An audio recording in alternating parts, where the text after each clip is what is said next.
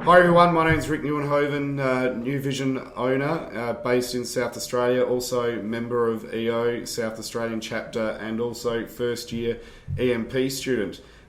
Today I have with me Violet Lim from the Singapore chapter, who's just come in as president of Singapore EO. Violet, how are you? I'm good. Yeah, thanks for having me on this interview. Thanks, Violet. Hey, seeing I've introduced you as the Singapore president, congratulations for taking on that responsibility. How have you been finding it in the first 8 days? It's been amazing. We had our first chapter learning event a couple of days ago, and then we had Cameron Harrod, which those of you who have done EMP know that like he's one of the top-rated speakers. So we were really excited to have him over in Singapore. We had I think like the highest members turnout in a long time. I think about 60 of our members came for the event, and in the afternoon event, we actually opened it up to the members' staff and their spouses and guests. And for this afternoon session, we had like more than 150 people. So it was amazing, and we had like really great reviews after that. So I was really happy that we managed to start the year off with a bang. And it's have been visiting forums, to really hear from them, how things are, to share with them our plans for the upcoming year, and to see how we can better serve them as Exco. That's exciting. Hey, what about the responsibility? I mean, we'll get into your business in a second, but is it a different sort of perspective having to be the leader of your peers in business? I think the good thing is that because since about 3 years ago, we started this succession planning. So it was initiated by one of our past presidents, Lin Tan. So we started to elect our president 3 years in advance. So I knew I was going to be president from like about 2 years, 3 years ago. Yeah. And I think that really helped because, it helped me to prepare on what I need to do, it gave me an opportunity to also learn from, the last two presidents. And I think, at least, I'm not sort of thrown into the deep end and sort of like end up with like a whole bunch of like responsibilities or, I have to sort of juggle between my business and EO. I mean, of course, I'm sure a lot of people who have been president would know that it's like almost like a full-time job. But I think, I am very blessed because I have a really, amazing board, like really enthusiastic, really passionate. And at the same time, I have a great team at work as well. So I think that has helped so far. But maybe it might be too early to say. I don't know. Maybe ask me again in a couple of months' time. That's awesome. Well, I just say congratulations for taking on the responsibility because I can only imagine how much of a time-sapping exercise that would be. But I'm sure you're going to get a lot out of it for yourself as a person and also more in business knowledge. Yeah. Now, in relation to your business, I remember when we met at EMP, you were talking to me about it, and so your primary business is lunch, actually. So I run a conglomerate of dating platforms. So we call it Lunch Actually Group. So Lunch Actually Group consists of 5 different products. Which are Lunch Actually, eSynchrony, Lunch Click, Lunch Actually Academy, as well as Click to Click. So 4 of these are platforms. Platforms meaning platforms for singles to meet, and Lunch Actually Academy is our education arm where we actually help singles to be the best version of themselves. Yeah. So you've actually. You started in Singapore? Yep, that's right. We started in Singapore, and then we went into Malaysia a year later. So we started in Singapore in 2004, so that's 12 years ago. Yes. We went into Malaysia in 2005, and then Hong Kong in 2008. Yeah. And then Jakarta in Indonesia in 2012. and then Thailand in 2015. Yes. Awesome. So you've got plans to continue growing the markets, or do you want to try and embed what you've got in the current markets that you currently have? Definitely, we are looking to continue to expand our markets.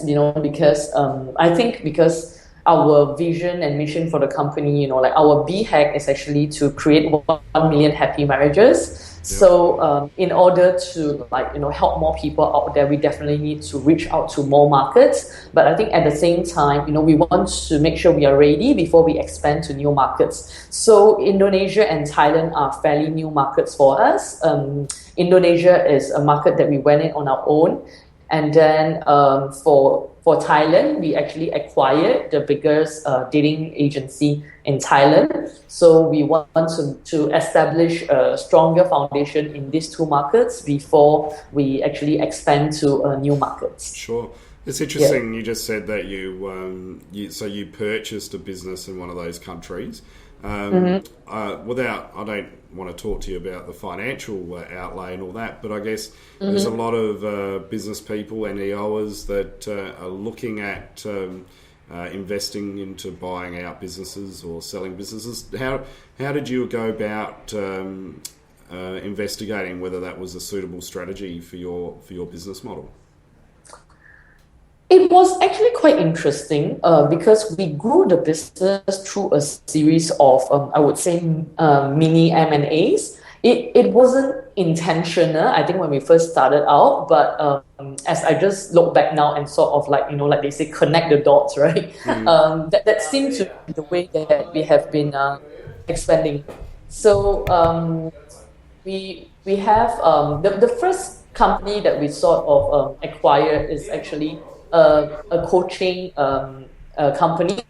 So at that point, we were thinking that we want to go into the coaching business, but we also wanted to see if there's anybody out there in the market that we could partner with. And then we met this guy called Kaiden. He was at that time running his own date coaching outfit.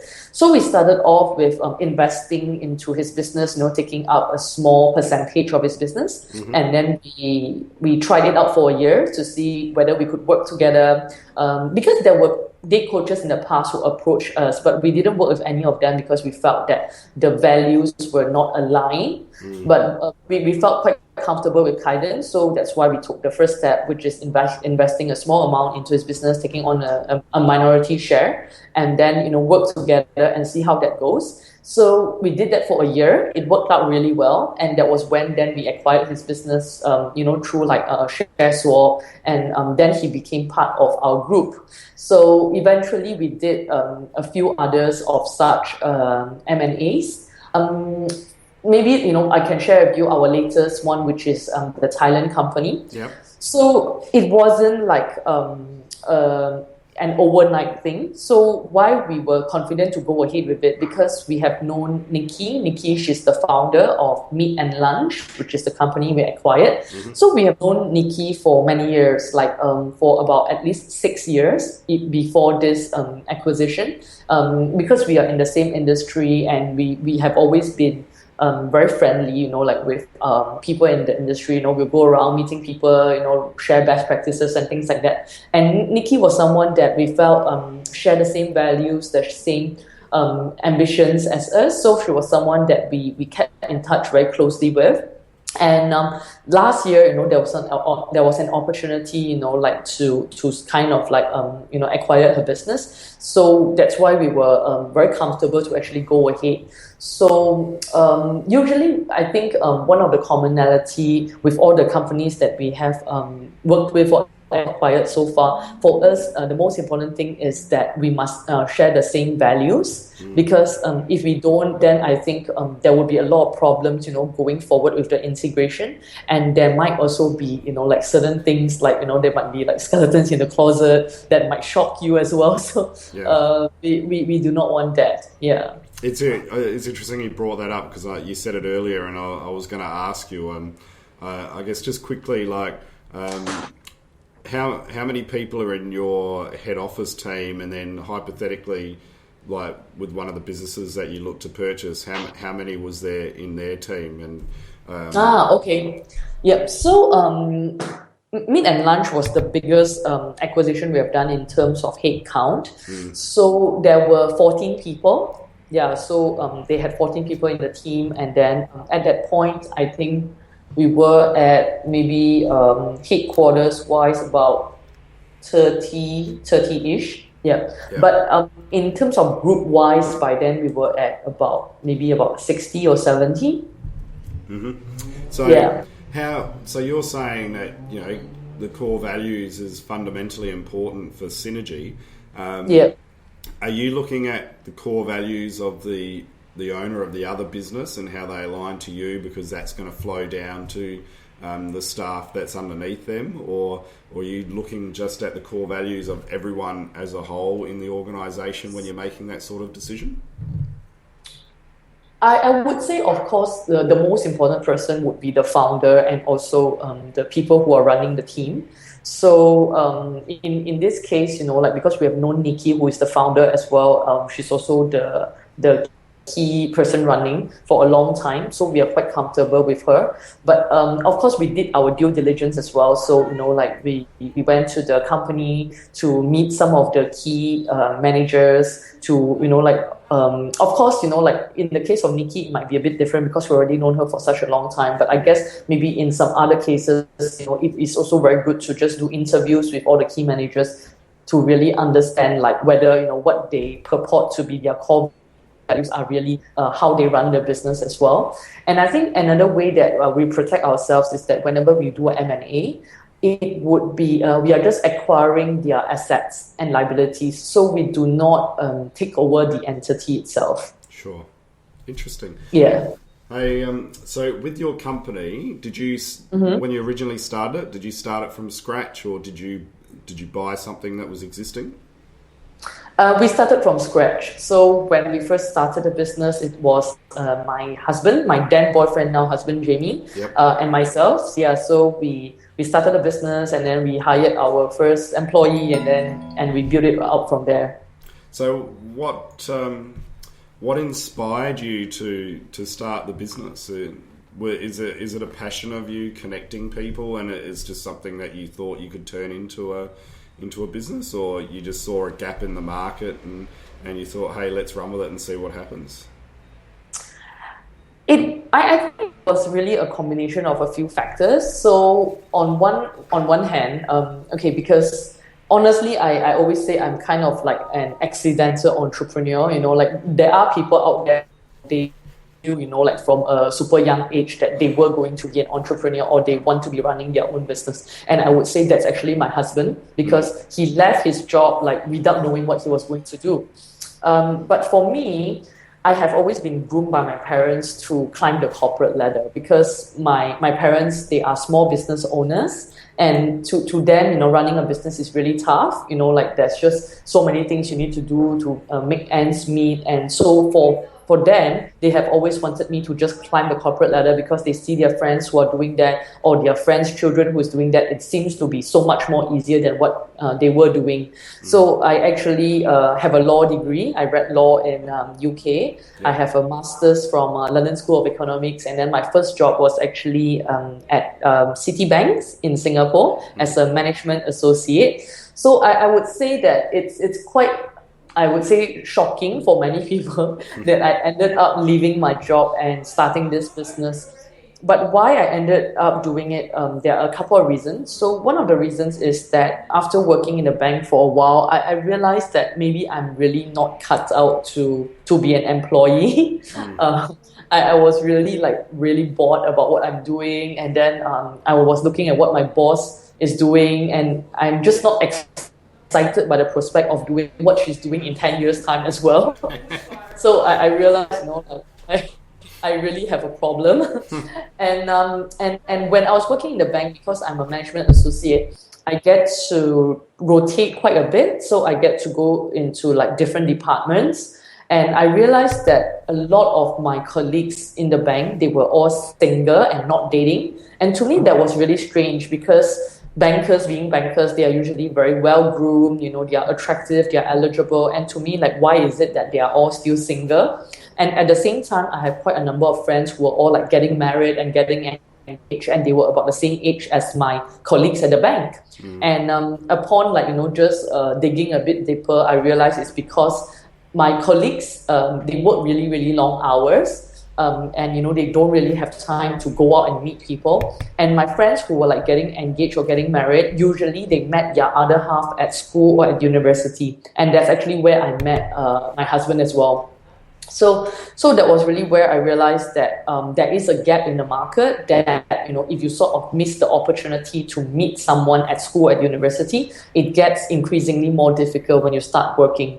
And just about that time, I came across the concept of lunch dating. So it's a concept that has been like very popular then in UK, US, or even Australia, but nobody is doing anything like that in Asia. And I thought it was a concept that would really fly, because what I've realized about my colleagues is that they might work really long hours, like maybe sometimes even up to midnight, but they usually won't miss their lunchtime, like where they will just go eat with like their friends or their colleagues. So I thought, why not take a lunchtime in a month and meet someone that you have never met before, and who knows, something might actually come out of it. And I think another thing that encouraged me to take this step is because I have always been very interested in community service. I have always been like doing community service work, be it in school or even when I was in Citibank, I was actually the community service chair for the staff recreation club.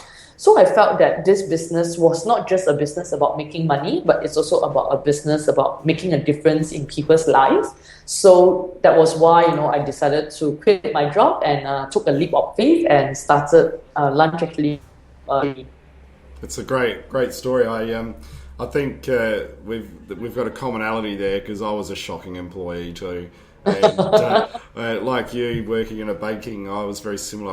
I went and worked as a lecturer in accounting and finance at a tertiary institution which was government backed, and I just looked at their decisions and their processes, and I was like, what are they doing here? And in the end, I just went, I'm going to start my own thing, because I'm a horrible employee as well. I don't know if I could ever do it again. So I guess from a business perspective, do you still have fears in business, and if you do have doubt or fears, how do you overcome them? I think for me, really is I think it's definitely, like maybe the fears that I have right now are different from the fears I had when we first started the business 12 years ago. But usually what I do is I will just take a step back and just look at it in a very objective or third-party manner, and see if there's anything. Because I think the thing about fear is it's all about emotion, and sometimes fear can actually cripple us, and it will just make us stop thinking rationally. So usually I will try to sort of separate the emotion and from the issue at hand. And I found that very useful. And also sometimes, like when I'm feeling really down, or, I really feel that things are not working out, I do allow myself to like sort of wallow in self-pity for a while. I think that's useful. Yeah. But I think the key word here is really a while. And then, I just pick myself up and start thinking, okay, how am I going to get myself out of this situation? Yeah. You sometimes you just got to slap yourself in the face and go, okay, no more pity. Let's just get on with the show. Yeah. Exactly. I think as business owners, we all make mistakes. We all make decisions which can affect our lives or employee lives or customer lives, and it's a lot of responsibility. But at the same time, it's a great challenge and part of the adrenaline of running a business as well, isn't it? Yeah, definitely. So what drives you as a business leader? What does success look like for you? I think that's a very interesting question, because like now and then I'll be asked to give like media interviews, or like I'll be asked to speak at certain events, and usually they would say, oh, Violet, share with us your how do you become so successful and things like that. So the way I see it is that we are still starting out. I don't feel that we have reached like the pinnacle of success or things like that. But I guess what drives me and what keeps me going really is our mission, our vision, and our BHAG. So like I mentioned previously, our BHAG is 1 million happy marriages, and our vision is actually to be the most effective dating platform out there. So, like being effective, and that's how we can, actually change lives and transform lives, right?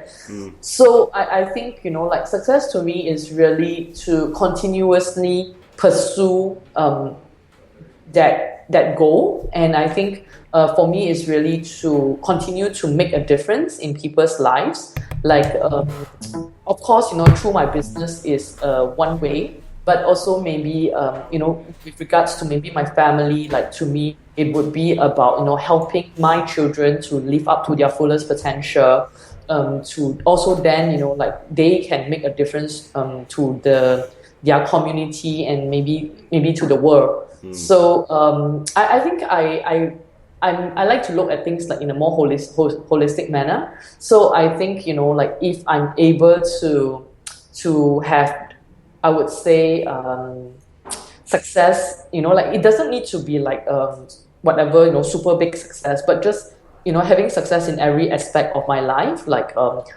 happy marriage, like with my family, with the business, and contributing to society at the same time. I think that to me would be a success. Yeah. Sounds pretty good to me.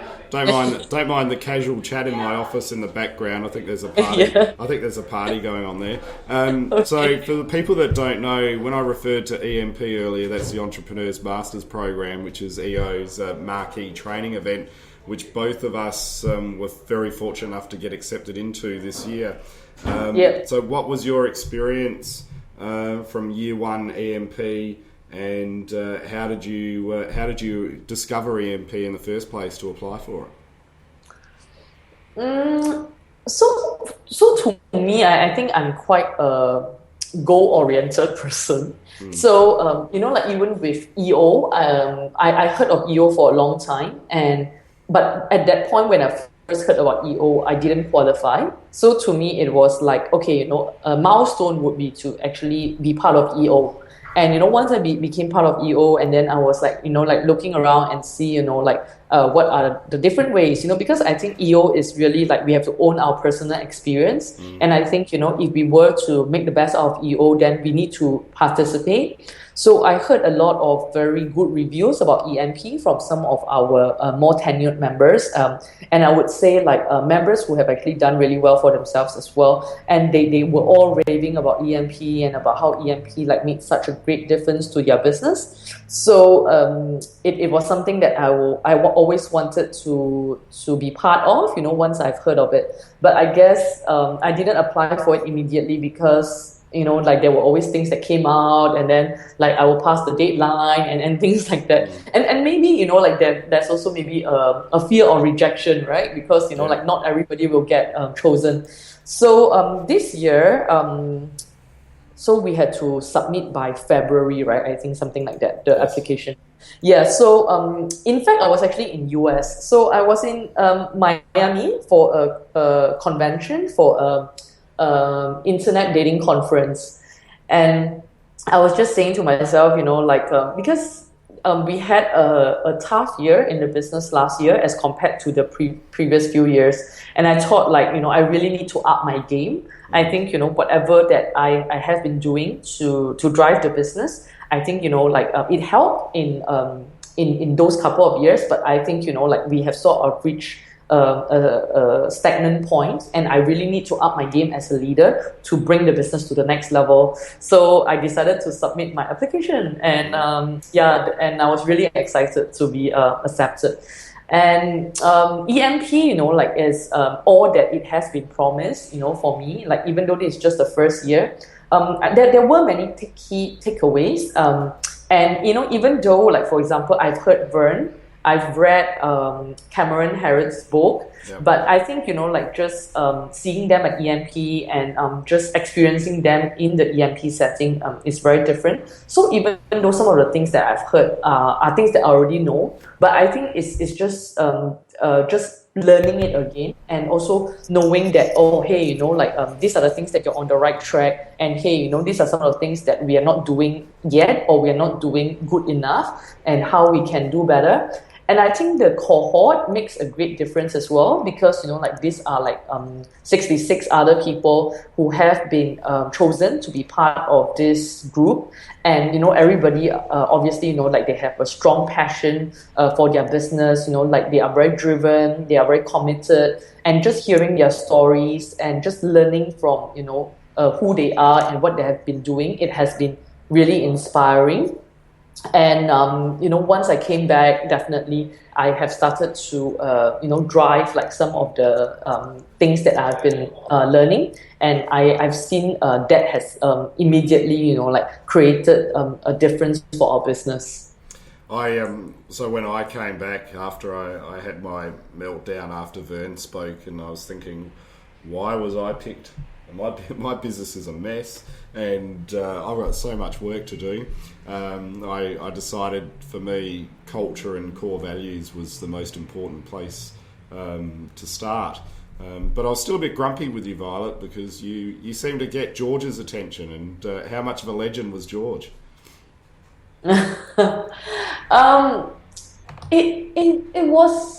It was really amazing, because as compared to the rest of the speakers, which is very much about know-how, I think George was really just sharing with us his story, his entrepreneurial story, and it's just so inspiring to see how from a young age the sort of drive he has, and how he just always come up with ideas and innovative ways to really sort of solve his problems. So I think for me, it just reminded me that, hey, nothing is impossible. It's as long as you have a will to really solve something, and if you think hard enough, or if you just pivot enough, somehow it will just work out. Yeah. So for people that don't know who we're talking about, that's George Nadaf, and double D, double F. I'd highly recommend Googling. He's got an amazing story on with Violet, and he's such a great guy to talk to. So he's one to look into. And he, can you remember the books that he suggested? I've got them in my notebook, which isn't on my desk, which is naughty of me. But I know there was one that's like $1 on Amazon, which was highly recommended by people. There's this whole long book list. I just need to sort of pull it out from my notes as well. We're not too organised, are we? I'm trying. I shouldn't have asked this question. Maybe I'll ask you another one while we're looking through the notes for it, as we're getting near the end anyway. So EMP has it? I have it. I have the book list, but I'm not sure which one is by George though. So I think there's one called The Greatest Salesman in the World. That's the one. Yeah, by Og Mandino. And by the way, I've read it. It's amazing. Yeah. Yeah, and then another one, I think, A Message to Garcia. Yes. Yep, that was another one. Yeah, and then is it Go? Go, the ball doesn't go in by chance. Yes, our fellow student Kalika posted up on Facebook the other day and said she loved it. So, no, that's another one. The one you're talking about is The Goal. So it's by Eliyahu M. Goret and Jeff Cox. Correct. Yes. So, being at EMP, has it made you reassess any of your goals, or what's your 3-year plan that you're hoping to get out of EMP and how it can impact your business? So, talking to Brian, who is our EMP facilitator, right? And, like since he is like so experienced, he has gone through EMP himself, and he has facilitated so many classes of EMP. And I think what he shared is that people who actually succeed, through EMP is usually people who are really focused, and they really focus on just one thing, and making sure they do that really well. So I have a tendency to like try and do a lot of things. So I think for EMP first year, I decided that I'm just going to try to just do three things. Focus on three things at most. Yep. So the first one I came back, I did which I already have done, is to cut down our core values, because we used to have 10 core values, and it's just really too many, and chances are people only remember 3 to 4. So we managed to do that through the mission of Mars exercise. So now we only have 4 core values. And another thing that I focus on is really top grading, which was shared by Jeff Smart. Yep. And the next thing I would like to do, which I'm going to only start like probably in Q4 this year, is the Dream program, the Dreams program. Yes. For our associates. So I plan to get started with that on Q4, so that we can roll it out for next year. Yeah, I do like the idea of the Dream program, and I've got to be careful. I had a confidential conversation with someone today, and and they were discussing with me a bit of a tricky situation with with an employee, and I know I actually brought up John DeHart's story and Cameron's and spoke about the Dreams, and said, well, maybe if you slant it this way via using that Dream program, you might be able to engage and connect emotionally with your employee more, and maybe get more success. And they got a lot of takeaway from it. So I'm with you. I need to research more thoroughly the how to execute it properly. So because Australians can be a little bit cynical, so they might find a little bit corny, so to speak, if it's not executed correctly. But yeah. One of the books recommended is actually The Dream Manager by Matthew Kelly. Mm-hmm. So I read that book as well. So it is really good, because they really share, I mean, it is sort of a fictional story, but they share like how it was done in a company. Yeah. So I got quite a few like insights from that, and they actually like have a program as well to say if anybody wants to sort of execute like this Dream programs in their company, they have some resources on that. So maybe you might want to check that out. Yeah, awesome. I'll hit you up for the book list, so I don't have to type it out myself, I guess. But I'll send it. I was the same as you. I've tried to focus. I've condensed my core values down to 3. I had the 8 to 10 generic ones that was advised not to do. So that's been a focus for me as well. I've appointed or I've asked, and it's been accepted, a great guy, Steve McLeod. He's going to come in and sit on our advisory board. He's a Gazelles coach here, and he's going to do our strategy day for us in a couple of weeks' time. Okay. So yeah, just to give us a bit of keep Mel and I on the right pathway while we try to grow the business. I thought that was a big takeaway for me. Don't be afraid to use good resources to your advantage. Yeah, definitely. Sometimes we can get caught up in our own egos and think, well, we can just do it all. We don't need help. But if there's someone there that's got the knowledge, it can save us a lot of time. That's how I look at it these days, anyway. Yeah. I think that makes sense. So I'll ask you one last tricky question. Yep. My forum member Jason gave me some great suggestions that he liked. Mm-hmm. He wanted to know. I'm just trying to find the question here. Basically, he was interested in any key moments in your life when something changed. The decision points and how they might have shaped you. Okay, that's interesting. Something changed. Okay, I would say that there was a period in my life where I had like really low self-confidence. So because growing up like in we call it primary school years, but I know our education system is kind of different, so I'll just tell you the age group. Yeah. So between I was 7 to 11 years old, I was really well liked in school, like the teachers, like I kind of like teachers pet, and then I was really well liked because I was doing really well, like I was the class monitor, and then I was doing really well in school. And then I went into secondary school, which would be between like 12, 13, 14, 15, about 12 to 15, 16 years old. So that's probably like high school for some of the school system. And that was when like, obviously puberty hits, and I became like really overweight, and then I have really bad acne.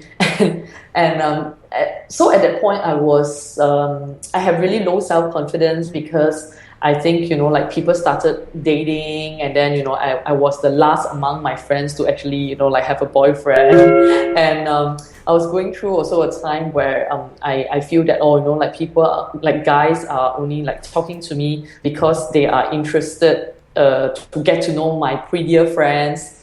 So, I mean, to cut a long story short, I was just suffering from low self-esteem and low self-confidence. Yeah. And I was even starting to be quite resentful of like some of my friends, because I feel that, your looks is not something you work for, like it's just that you are blessed with good looks and that's it, right? Like, so I felt that why should you have a much easier time compared to me, like, so those were some of the thoughts I actually had. And I think that was the point where I made a decision to do something about it. So rather than continue to sort of like wallow in self-pity on like, oh, why is the world so unfair? Like why am I like I'm not good enough, or like why nobody like cares about me, things like that, right? I just decided to look at it more positively, and I decided to work on things that I could actually change. So I mean, like, rather than keep just focusing on my looks, which I felt, there's nothing much I can do about it, right?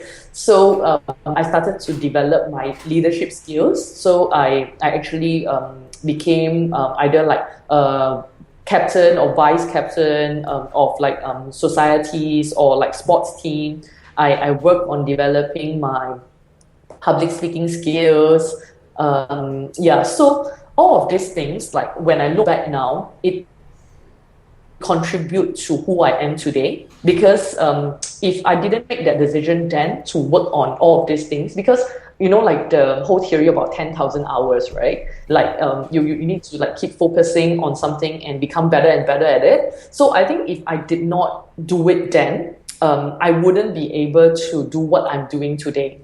So, in fact, now that I look back, I am actually thankful that I'm not born beautiful, because I think if I was, then I might not have focused on all of these things, and maybe today I might be a very different person. Well, I'm looking at the picture with your husband, and you look quite beautiful there. So I think you're being a harsh judge on yourself. I guess one last one.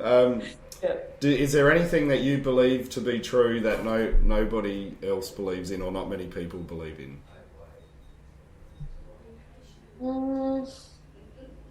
Could be maybe aliens exist. You can say pass if it's too hard. I can't think of anything off the top of my mind. I'll help you out. Here's one for you. Which will make a lot of entrepreneurs turn in their graves. Going forward as a society, I don't think capitalism and the monetary system is going to be the system for us to evolve into. I think it's a detrimental system. But anyway, and who was your favourite student at EMP?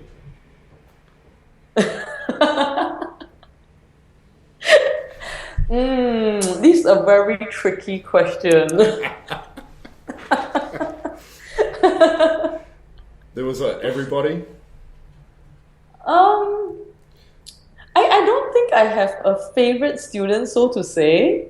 But I must say that someone that stood out for me because she was just sitting opposite me like the whole time, right? Yeah. Is Kalika. Yes. Yeah, because I'm not sure, I can't remember where you were sitting, but it's just amazing, like just for 3.5 days, like she just looks so happy, Yeah. like she has this like beautiful smile on her face, like all the time. So I thought that really stood out for me, and I really admire, like her optimism and her positivity. Hey, I want the money back because I paid you to say me. Now you've gone back on that, but no, I agree with you. I've got her coming up in the next month or so as a guest as a guest. But yeah, it was amazing. If that was me, my cheeks would have been bleeding with pain because I don't know how she could smile so much, and she was. I agree with you. She was energizing. She was great. So we'll get her on to hear her story as well. But look, I don't want to take up any more of your time, Violet. I really appreciate you coming and trying out my inaugural EMP and EO podcast. No, I'm really, really honored that you chose me to be your pilot. I mean, thank you so much for having me. No, it's been great, and we'll get you on because I'd like to see the journey. Actually, just quickly, and I don't want figures, but maybe percentage. Have you given yourself like a percentage growth plan that you want to hit through the 3-year period of EMP? Yeah, definitely. So, our objective is really to grow at least 50% a year. Yeah. Yeah. So yeah, we are on track right now for this year. So yeah, need to push really hard to make it happen. All right, so we've got it on record now, so we'll be able to check in with you in a year's time after EMP's year 2. Please do. Keep me accountable. Yeah, and we'll keep your account in the public domain. Once again, thanks for coming on. I know you've got something else to do, and your time's very valuable. And keep going, kicking goals with the presidentship in EO Singapore, and it's a great contribution you're making. Yeah, thank you so much, Rick. Thank you. Okay, bye-bye. Bye. Bye.